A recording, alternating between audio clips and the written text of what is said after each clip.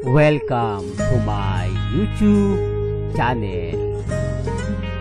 Kung bago ka lang sa channel na to at true-blooded Aldab Nation ka, tama po ang channel na pinuntahan mo.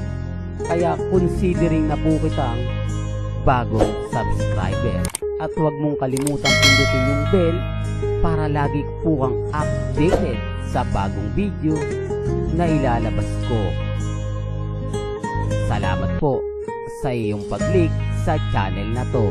Grabe ka, Aldo, nadidistract ka. Ingit kasi ako. Wala, naano ka ba?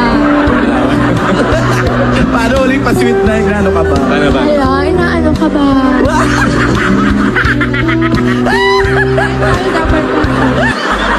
Ang sagot mo doon. Inaano ka rin ba? Inaano ba kita? May inaano mo nga ba? Inaano mo nga ba ako? Hindi ko na.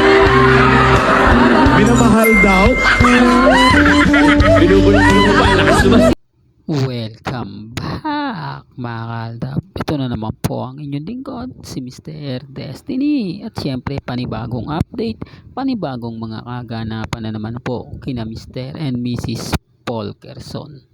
Gaya nga po ng mga lagi nating sinasabi at pinapaliwanag, gayong family bonding moment o kumbaga family weekend na kung saan nga po mga kaaldab, alam naman po natin ngayon kung sino nga po ba talaga ang totoong real life na magkasama. Bagamat maraming mga video na taliwas yung mga sinasabi nila sa sinasabi natin, wala naman pong problema yan. Wala naman po silang pruweba mga kaaldab na magpapatotoo at aligasyon na meron nga po talagang Mrs. Paul Kerson bukod kay Mengay. Kahit sinong babae po ang ililink ngayon kay Alden Richards, abay dun na lang po tayo.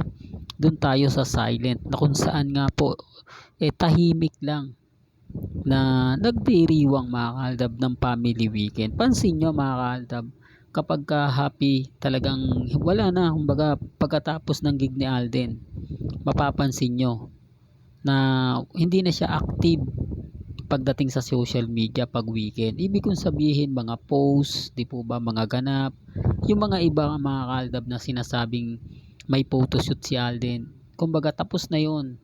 Inilalagay na lang po nila kapag weekend. Halimbawa po kasi mga kaaldab, sinut po siya ng Thursday, ilalabas po yan ng Sabado. Bakit nga po ba karamihan o kalimitan nga po weekend yan inilalabas? Kasi dyan po maraming nanonood. Ibig sabihin yan po ay banding, walang mga pasok. Di po ba kung nagtatrabaho ka sa gobyerno, wala ka rin pasok, di po ba, mga building, construction site, di po ba, pabrika, yan ang magandang i-post mo sa social media na talagang marami makakakita, di po ba? Kaya nga sabi ko sa inyo, may nagsasabi kasi hindi, busy si Alden sa work, itong weekend pinapakita. Hindi na natin kumbaga wag na nating ipilit yon, kasi alam naman po natin mga kaaldab na sa mga ganyang bagay panalo sila, di po ba? Kaya nga ako, kita nyo naman po sa mga post at update natin, mas marami pumapabor, mas marami kumakampi kay Mr. Destiny, mas marami tumatangkilik, at syempre masaya sa mga ina-update ni Mr. Destiny. Bagamat yung iba hindi po gusto, naiinis, okay lang yan, normal lang, kasi katulad nga po ng mga video na pinakita ko ngayon, throwback video, alam nyo po bang maraming apektado dyan? Maraming naiinis dyan, maraming galit na galit dyan, pero okay lang, kasi okay lang naman po di po ba? Mas masarap pa nga pong panoorin itong mga throwback video na to dahil walang halong panlilin lang, totoong galawan at totoong nangyari. Kaya nga po maraming mga mamis, mga titas, mga senyor ang kumakampi kay Mr. Destiny, kasi sila po talaga yung tumutok, sila po talaga yung nakaalam, nakakuha ng mga atensyon ng dalawa. Kung number 1 true-blooded Aldab Nation ka since 2015, alam mo yung mga nangyari at naganap.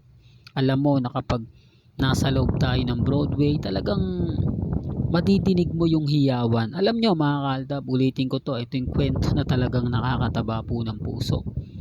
Isang kumbaga, isa silang grupo na kung saan nanood nga po ng Eat Bulaga at napakaganda nga po dahil yung araw na yon naandun si Lamengay at si Tisoy.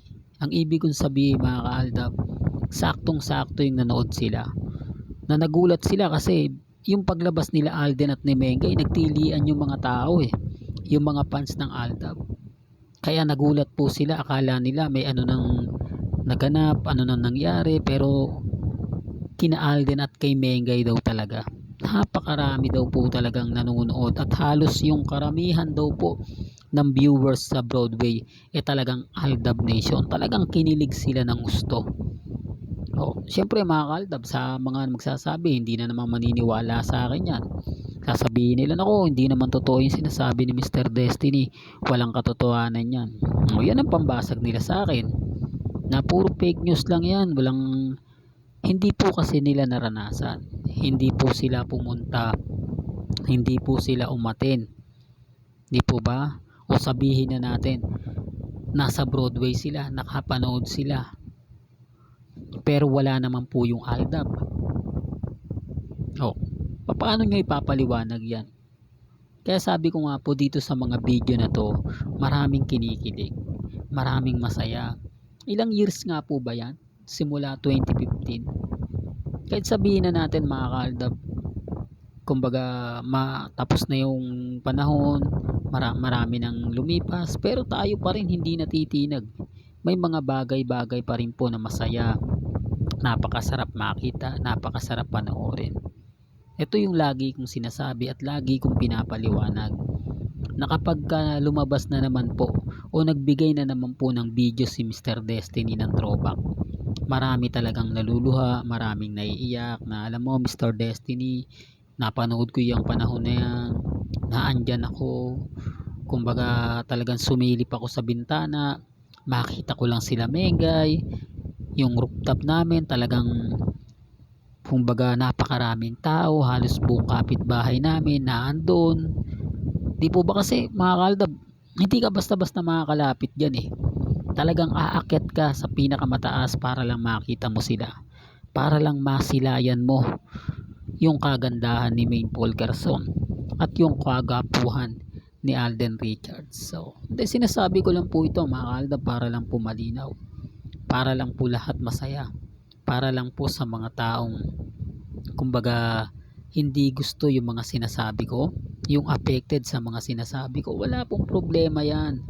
Basta ako tuloy-tuloy lang to mga kaaldab, tuloy-tuloy ang pagbibigay ng update, especially po kila Mengay at kay Alden. Kaya okay lang po yung mga sinasabi nila, okay lang po yung mga pinapaliwanag nila. Ako hindi naman po ako basta-basta susuko, basta't naandyan po kayo mga mamis, mga titas, mga senyor na hanggang ngayon sumusuporta at nagmamahal sa channel natin. Hindi po ako papatinag, hindi po tayo magpapa-apekto. Di po ba? Real talk mga kaaldab. Kaya nga sabi ko sa inyo, maging relax lang po kayo, maging kampante at maging matatag. Hanggang dito na lang po ang ating latest updates. Kaya kung gusto nyo pa po ng pinaka-latest at sariwang update, abay tumutok lang po kayo dito po sa channel ni Mr. Destiny para lagi po kayong updated sa mga latest at sa mga bagong video na ilalabas po natin. Kaya kung bago ka lang sa channel na to at isa kang true-blooded Aldab Nation na nagmamahal kina Mengay at Tisoy, tama po ang channel na pinuntahan mo, kaya consider na po kitang bagong subscriber. At huwag mong kalimutang i-share ang mga video po natin sa mga mami, sa mga titas at sa mga senyor. Hanggang sa muli, salamat po sa panonood at pakikinig.